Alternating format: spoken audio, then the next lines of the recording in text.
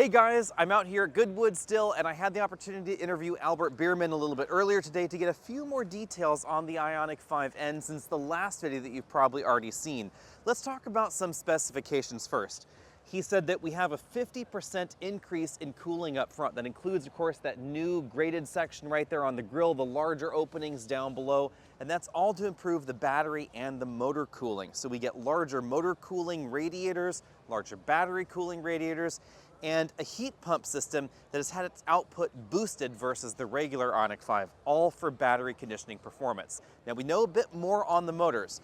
We have about 166 kilowatts up front, about 282 in the rear for the rear electric motor.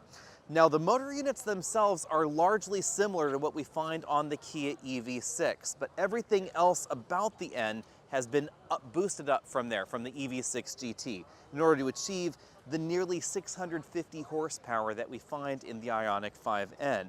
So that's basically what's going on here. Think of this as everything dialed up to 11. Interestingly enough, Albert Biermann was also responsible for the EV6 GT development. And that's what he says is the key difference between this and that other eGMP platform vehicle. This has been track focused. So the philosophy here was 20-20-20. 20 minutes on the track, 20 minutes DC fast charging, right back out on the track for 20 more minutes of track time. Now, there are some caveats, of course. That's not every track, that's not every driver out there, but that's what's going on with the Ioniq 5 and how it's separated a bit from the rest of the eGMP platform.